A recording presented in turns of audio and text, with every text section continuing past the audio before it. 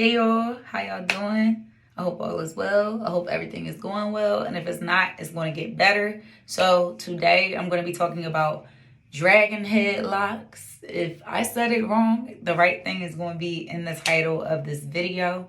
If you looked at my thumbnail, I circled where I experienced dragon head locks. Now, it can happen for one or two reasons. It's either because of some people get damaged, or it's the other thing, if you start your locks off with 2-strand twists and then you decide to combine them or whatnot, because you want them to be thicker. And like me, I didn't use the instant lock method. I literally just retwist it all the way down. What can happen is your locks can look like two different locks and look like the shape of what you saw in my thumbnail. So, if you are somebody that has 2-strand twist and you want to combine and your hair is kind of doing like what mine's is doing, trying to do its own thing towards the bottom, I would say instant lock your locks, because when you instant lock your locks, then, you'll be able to combine it together and it shouldn't be an issue. Now, I read that, it will subside by itself for the most part, but sometimes it doesn't always do that. I know for me, it didn't just subside. Like, it was like that for some time, and I cut it and y'all didn't notice it. So you're going to see on the thumbnail, you'll see the dragon head, and then you'll see my locks after I cut the dragon head locks.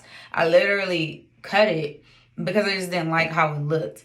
Now, some people don't cut it. Some people will, just wait for it to become one lock, or you could instant lock it.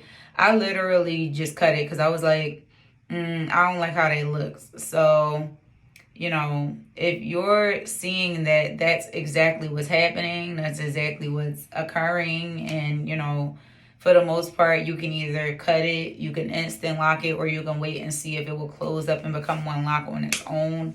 Mine's happened because I did have the 2-strand twist, and again, I wanted to combine the ones at the bottom because they were not thick enough for me, and that's what happened because I didn't use the instant lock method. I still to this day, y'all, don't know how to do the instant lock method, but that's another thing for another day. I just was when I was retwisting all the way down. So that's pretty much it. This video was pretty short because it's not a lot to go in depth about. How can you prevent dragon head locks? Pretty much if you have 2-strand twists, just make sure you start off from the rip with what size that you want.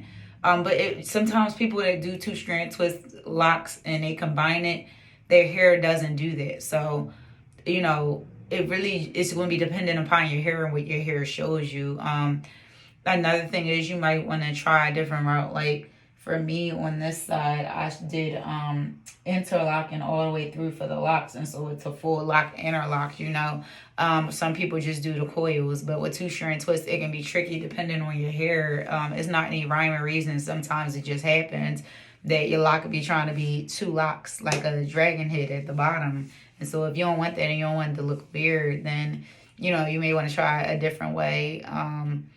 If you know that you may want to combine in the future, or you may not have to, your hair might not do that. I know plenty of people that have 2-strand twist locks and their hair just doesn't do that. My hair just decided to do that, and I just didn't like how it looked after a while.